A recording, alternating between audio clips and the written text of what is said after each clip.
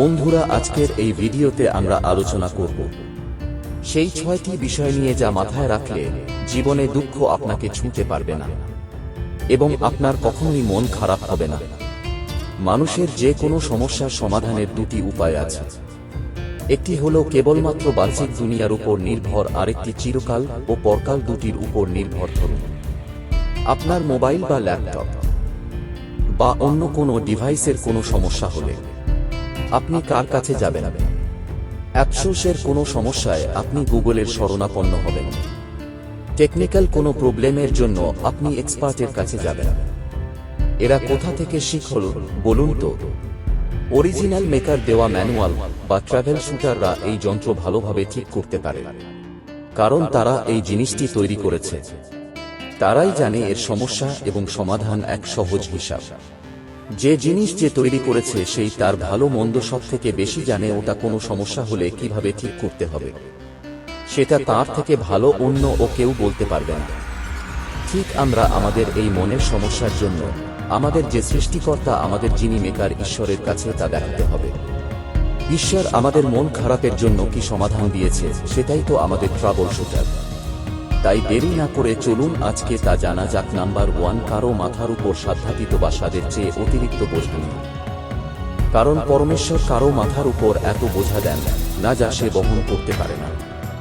দেখবেন কিছু কিছু সময় আমাদের মনে হয় আর পারবো না, আর সহ্য হচ্ছে না, সব কষ্ট যেন আমার মধ্যে রয়েছে, অন্য কারো মধ্যে নেই। আবার অনেক মানুষ আছে এত কষ্ট সহ্য না করতে পেরে জীবন দিয়ে বসে। আবার অনেকেই তো রাগের বসে সবকিছু তছনছ করে ফেলেন। খেলাধুলার প্রিয় দলের হারে এমন তো অনেক ঘটনা ঘটে যা নিউজ চ্যানেলে ছড়িয়ে যায়। তাই কখনো এমনটা মনে করবেন না যে আপনার ওপর যে বোঝা রয়েছে তা আপনি বহন করতে সক্ষম নন।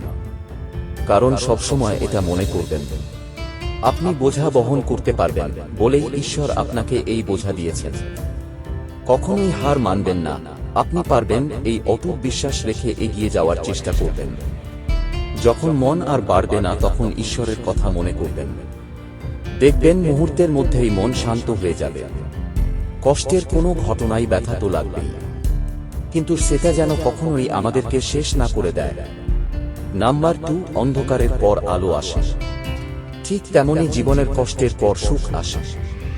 মন খারাপ যখন চূড়ান্ত পর্যায়ে পৌঁছে যাবে তখন আশ্বস্ত হওয়ার কোনো প্রয়োজন নেই, কারণ কষ্টের পর অবশ্য সুখ আসবে।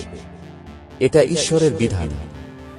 এই কষ্ট যদি দাঁতে দাঁত চেপে পার করতে পারেন তবে ভবিষ্যতে ঈশ্বর আপনাকে ভালো কিছু অবশ্যই উপহার দেবেন, নিশ্চিত থাকুন। নাম্বার 3, সবকিছু নিয়ন্ত্রক সৃষ্টিকর্তা আপনার হাতে নয়। মানুষের মনে হতাশা তৈরি হয়। অসহায় অবস্থা থেকে আমি যেভাবে সবকিছু ঠিক করেছিলাম তা কোনো কিছুই হলো না।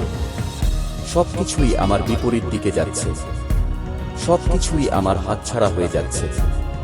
দিনে দিনে আমার পরিস্থিতি আরো খারাপ হয়ে যাচ্ছে। আমি কিছু বুঝতে পারছি না, আমি কি করব, আমি কিছুই করতে পারছি না। এভাবে করেই মানুষ সমস্ত আশা ভরসা সবকিছু ছেড়ে দেয়। আমাকে দিয়ে কিছুই হলো না, আমি কিছু করতেই পারলাম না।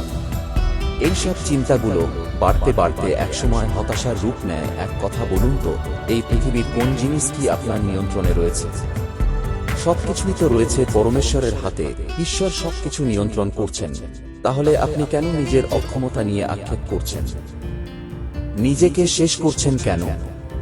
একটু ভেবে দেখুন তো, চারপাশের পরিস্থিতি কোনোভাবেই আপনার নিয়ন্ত্রণে কি ছিল না? কখনোই ছিল না। যার হাতে এগুলো নিয়ন্ত্রণ তিনি হলেন সেরা পরিকল্পনাকারী। তার চেয়ে ভালো কেউ আপনাকে ভালোবাসতে পারবে না। তাই সবকিছু ঈশ্বরের উপর ছেড়ে দিন। সঠিক কর্ম করতে থাকুন, সৎ পথে চলতে থাকুন। দেখবেন নিজেকে একসময় অদ্ভুত অনুভূতি ফিল করাতে পারবেন। ঈশ্বরের পরিকল্পনার উপর আস্থা রাখুন, দেখবেন শরীর ও মন মুহূর্তেই চনমনে হয়ে উঠবে।